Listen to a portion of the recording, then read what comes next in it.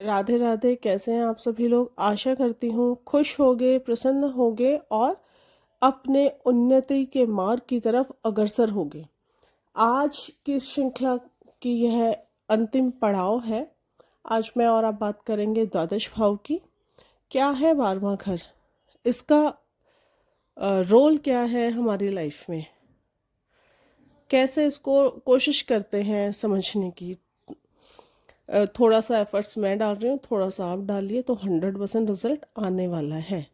तो देखिए, जो कुंडली का 12वां घर है जिसको 12th हाउस कहते हैं, उसको व्यय स्थान, मोक्ष, त्रिक और द्विस्थान भी कहा जाता है।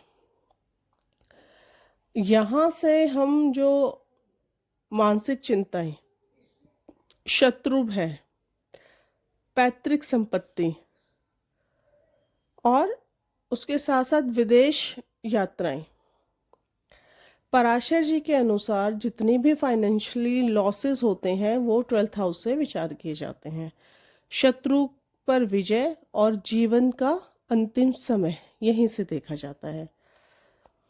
इसके साथ साथ ही कितना खर्चा आप करते हैं, गूढ़ विद्याओं में कितना ज्ञान आप रखते हैं, कितनी परिपक्वता आपको है, वो यहाँ से देखी जाती है। हॉस्पिटल खर्चे, शयन सुख, अस्पताल, जेल यात्रा, पतन, ये सारे जो कॉन्सेप्ट हैं यहीं से विचार किए जाते हैं।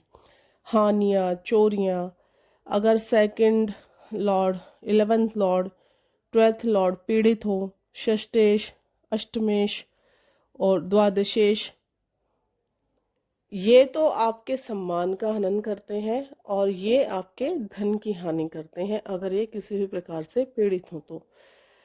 अगर जो 12th लॉर्ड है शुभ वर्गों में हो तो धन जो है आपका, आप अच्छे कर्मों में खर्च करोगे। अच्छे कर्म क्या हुए?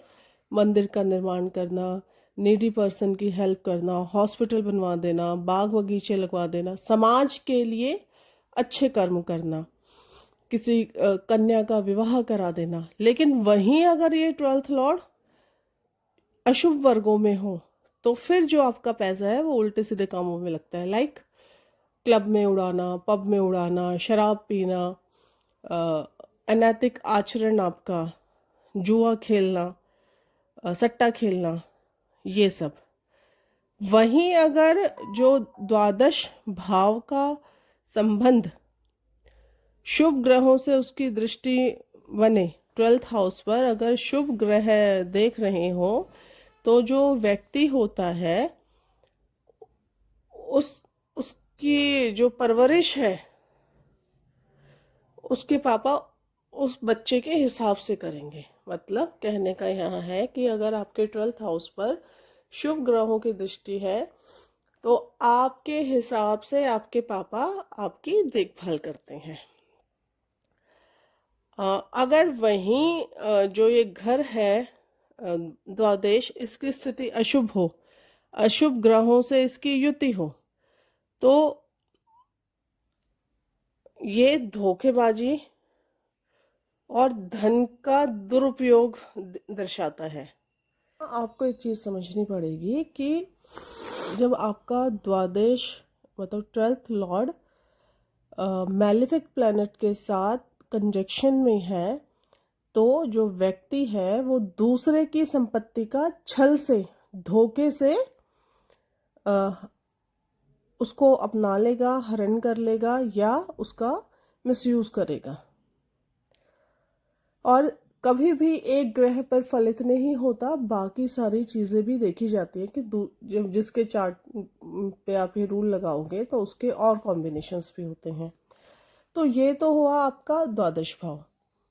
अब द्वादश भाव जो है वो व्यक्ति के जीवन के जो आखिरी क्षणों का ज्ञान होता है। मतलब जब वो मृत्यु सैया पर होता है तो उसको पूरा अनुभव होता है जितने साल भी वो जिया है।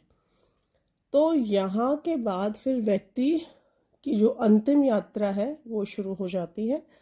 एक से लेकर हमने कैसे कैसे हम बढ़े आगे कि प्रथम में उसने जन्म लिया, द्वितीय में उसको कुटुंब मिला, थर्ड में उसने एफर्ट्स करके पैसा इकट्ठा किया, फिर 2 और 3 मतलब धन और मेहनत से उसने अपना घर बनाया। फिर उसने अपने विवेक से विवेक उसका पंचम हाउस आया, फिर उसके स्वास्थ्य आया, फिर उसने शादी की, फिर उसका अष्टम हाउस दीर्घायु, फिर भाग्य, फिर कर्म, फिर आपका 11th हाउस, और आखिरी में आया आपका 12वां घर। तो इस प्रकार से कुंडली के 12 जो भाव हैं वो बनाए गए हैं। अगर हम आज की डेट में प्राचीन समय में तकरीबन 120 साल की उम्र जातक की मानी जाती थी, लेकिन आज के परिवेश में 80-85 तक ही व्यक्ति मुश्किलों से जी पाता है।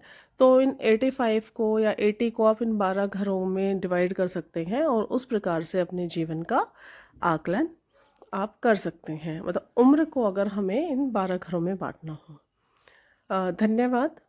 इसी प्रकार की अन्य जानकारियों के लिए आप हमारे चैनल से जुड़ें, लाइक कीजिए, सब्सक्राइब कीजिए।